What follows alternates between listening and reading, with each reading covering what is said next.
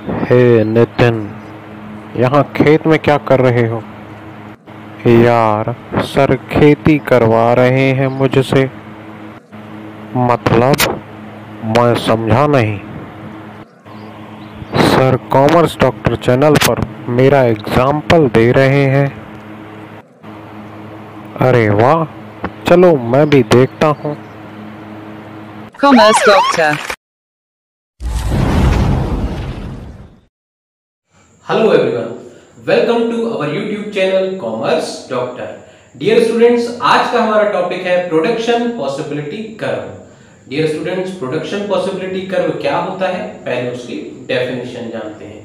तो ऐसा कहा गया है, production possibility curve is a graphically representation of different combination of two goods which represents same satisfaction at each level of output with limited resources and technology. Dear students, आप कहोगे sir ये अपने definition तो बता दी लेकिन इसकी meaning, तो इसकी मीनिंग समझने से पहले आपको एक शेड्यूल के थ्रू इसको क्लियर करना होगा। तो डियर स्टूडेंट्स, आइए हम इसका एक शेड्यूल ले लेते हैं, एग्जाम्पल ले लेते हैं और इस एग्जाम्पल के थ्रू आपको इस मीनिंग को क्लियर करते हैं। तो आइए हम चलते हैं अपने एग्जाम्पल की ओर। डियर स्टूडेंट्स, आइए एग्जाम्पल की ओर बढ़ते हैं। ये है नितिन, जी हाँ नितिन, जो कि एक किसान है और इनके पास ये लिमिटेड पीस ऑफ लैंड है। जी हाँ, ये लिमिटेड पीस ऑफ लैंड जिस पर ये खेती करते हैं। अब इनके पास ऑप्शन है, या तो इस ज़मीन पर ये गेहूं का उत्पादन करें या चावल का, वीट का या राइस का। वीट और राइस ये दो कॉम्बिनेशन है इनके पास और इन्हीं से इनको जो है इस लिमिटेड पीस ऑफ लैंड में खेती करनी है। तो पहले इन्होंने जो कॉम्बिनेशन बनाया वो ये सोचा कि क्यों न पूरे पीस ऑफ लैंड में ये गेहूं का उत्पादन करें। तो इन्होंने गेहूं का उत्पादन किया और जब गेहूं का उत्पादन किया तो गेहूं का जो टोटल प्रोडक्शन हुआ वो हुआ 20 टन्स। डियर स्टूडेंट्स, अब आप बताओ, पूरे लैंड में इन्होंने गेहूं का प्रोडक्शन किया तो इनको जो वीट मिली वो कितनी मिली? 20 टन्स। और राइस कितना मिला होगा? सर राइस का तो प्रोडक्शन हुआ ही नहीं। हाँ जी, जब राइस का प्रोडक्शन नहीं हुआ तो राइस कितना मिला होगा? 0 टन। तो ऐसे ही डियर स्टूडेंट्स, पहला कॉम्बिनेशन हमारा बना कौन सा कि वीट का टोटल प्रोडक्शन हुआ 20 टन्स और राइस का हुआ 0 टन। इस कॉम्बिनेशन को नाम दे देते हैं ए, कॉम्बिनेशन ए। अब फार्मर ने सोचा क्यों ना अब इस बार राइस को भी उगाया जाए। हाँ जी, राइस को भी उगाएंगे और वीट को भी उगाएंगे। तो इसने इस बार थोड़े से पीस ऑफ लैंड में, मतलब इतना जितना इसमें शो हो रहा है, इतने पीस ऑफ लैंड में राइस का उत्पादन किया। डियर स्टूडेंट्स, जब राइस का उत्पादन किया तो बाकी रिमेनिंग पार्ट में उसने वीट का प्रोडक्शन किया। जब वीट का प्रोडक्शन किया तो पता चला कि जो वीट है वो 18 टन जो है उसका प्रोडक्शन हुआ है। एंड इन द सेम वे जब राइस का पता चला तो राइस भी 1 टन उसका प्रोडक्शन हुआ। डियर स्टूडेंट्स, अब बात आती है कि इस कॉम्बिनेशन को क्या नाम दे। तो इस कॉम्बिनेशन को हम नाम दे देते हैं बी। मैं आपको एक बात क्लियर कर दूं, जितना सेटिस्फेक्शन किसान को कॉम्बिनेशन ए में मिला था वही सेम लेवल ऑफ सेटिस्फेक्शन उसको कॉम्बिनेशन बी में भी मिला है। ठीक है डियर स्टूडेंट्स, फिर अब इस किसान ने सोचा क्यों ना इस बार राइस को थोड़ा और बढ़ाया जाए। तो इस बार उसने राइस का प्रोडक्शन थोड़ा ज़्यादा करने की कोशिश की। तो उन्होंने थोड़ा ज़्यादा पार्ट जो लैंड का था वो राइस को दिया और रिमेनिंग पार्ट में वीट प्रोड्यूस की। डियर स्टूडेंट्स, जब प्रोडक्शन हो गया तो बाद में पता चला कि वीट का इस बार जो प्रोडक्शन हुआ है वो 15 टन्स हुआ है और राइस का जो प्रोडक्शन हुआ है 2 टन्स हुआ है। इन द सेम वे जैसे कि हमने ए और बी कॉम्बिनेशन बनाए तो इसने इस कॉम्बिनेशन को क्या नाम दे दिया? कॉम्बिनेशन सी नाम दे दिया। अब नेक्स्ट टाइम फार्मर ने सोचा क्यों न राइस का प्रोडक्शन और बढ़ाया जाए। तो फार्मर ने क्या किया? इस बार थोड़ा ज़्यादा पार्ट जो लैंड का था वो फिर से राइस को दे दिया और राइस का प्रोडक्शन किया और बाकी रिमेनिंग पार्ट में वीट का प्रोडक्शन किया। ऐसे ही डियर स्टूडेंट्स, जब बाद में प्रोडक्शन पता किया तो वीट का आया 11 टन्स और राइस का आया 3 टन। इस कॉम्बिनेशन को नाम दे दिया डी। फिर अगली बार फार्मर ने सोचा क्यों ना इस बार फिर कुछ अलग किया जाए, तो उसने फिर आधा पार्ट पूरा जो है किसको दे दिया, राइस को दिया, और बाकी रिमेनिंग आधा जो बचा था वो किसको दिया, वीट को दिया। जब इस बार प्रोडक्शन चेक किया गया तो फिर वीट का आया 6 टन और राइस का आया 4 टन। फिर इस कॉम्बिनेशन का नाम दे दिया ई कॉम्बिनेशन।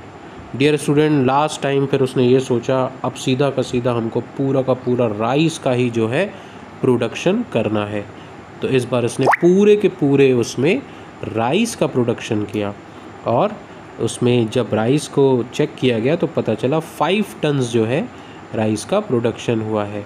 और आखिरी में जब वीट का चेक किया तो वीट तो ज़ीरो था उसने, क्योंकि उसको उगाया ही नहीं था।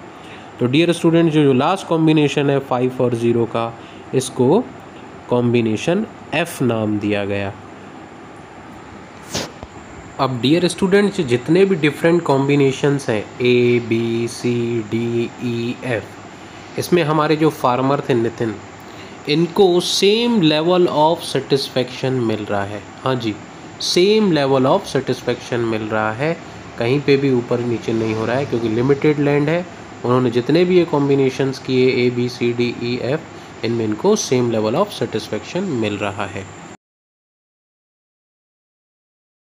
अब डियर स्टूडेंट्स, ये जो डिफरेंट कॉम्बिनेशंस हैं A B C D E F, इनको हम कर्व पे प्लॉट करेंगे, मतलब कर्व बनाएंगे इनका, और इसका कर्व जब बनेगा तो हम देखेंगे कैसा बनता है। ठीक है डियर स्टूडेंट, अब इसको एज ए एग्जांपल हम उठा लेते हैं डिफरेंट कॉम्बिनेशंस को।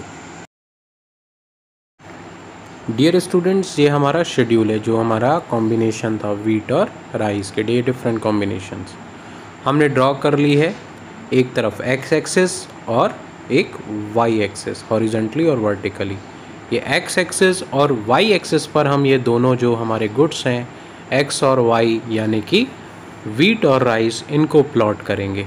तो डियर स्टूडेंट्स, सबसे पहले हम राइस की बात करते हैं।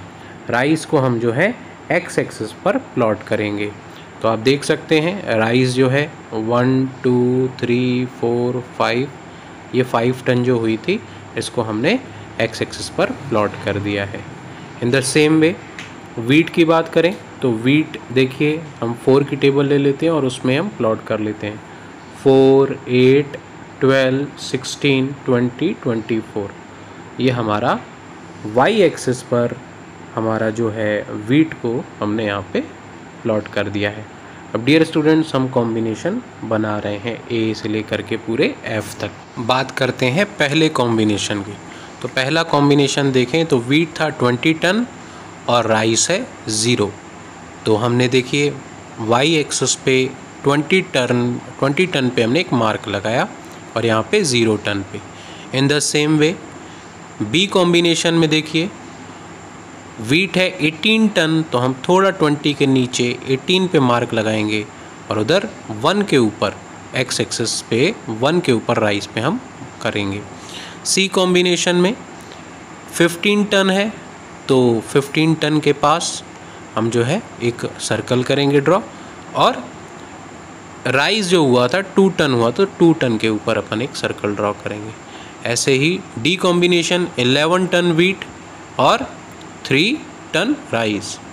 इन द सेम वे हम आ जाते हैं अपने डी कॉम्बिनेशन पे और फिर ई कॉम्बिनेशन पे और फिर एफ कॉम्बिनेशन पे। ऐसे करके हमने डिफरेंट कॉम्बिनेशन कर लिए। अब डियर स्टूडेंट्स, अब इन कॉम्बिनेशंस को मैं ये जॉइन कर रहा हूँ, तो आप देख सकते हैं ये जॉइन कर दिया। डियर स्टूडेंट्स, ये हमारा बन गया कौन सा कर्व, प्रोडक्शन पॉसिबिलिटी कर्व। देखिए आपने एग्जाम्पल में ही, एग्जाम्पल के थ्रू ही प्रोडक्शन पॉसिबिलिटी कर्व को बनाना सीख लिया। अब डियर स्टूडेंट्स, इसकी मीनिंग पे आ जाते हैं। मैंने आपसे कहा था मीनिंग बाद में करेंगे। तो डियर स्टूडेंट्स, मैंने आपको बताया था प्रोडक्शन पॉसिबिलिटी कर्व के बारे में। It is a graphically representation of different combinations of two goods which represent same satisfaction at each level of output with limited resources and technology. Dear students, देखिए ये graph बना हुआ है, ये graphically representation है। डिफरेंट कॉम्बिनेशंस हैं, देखिए A B C D E F, ये डिफरेंट कॉम्बिनेशंस हैं दो गुड्स के, जिसमें हमने व्हीट और राइस को लिया है। ये क्या रिप्रेजेंट कर रहे हैं कि जब जब किसान ने डिफरेंट कॉम्बिनेशंस में अपना प्रोडक्शन किया, चाहे ए बी सी, तो उसको सेम लेवल का सेटिस्फेक्शन मिला। लिमिटेड रिसोर्सेज और टेक्नोलॉजी थी, देखिए उसके पास लिमिटेड पीस ऑफ लैंड था। तो ये प्रोडक्शन पॉसिबिलिटी कर्व की मीनिंग हमारी क्लियर हो गई। क्या कहेंगे? It is a graphically representation of different combinations of two goods which represent same satisfaction at each level of output with limited resources and technology. Dear students, ये था production possibility curve. Dear students, production possibility curve को और भी नए नामों से जाना जाता है। It is also known as transformation curve. इसको ट्रांसफॉर्मेशन कर्व भी कहते हैं, फ्रंटियर कर्व भी कहते हैं, PPF भी कहते हैं।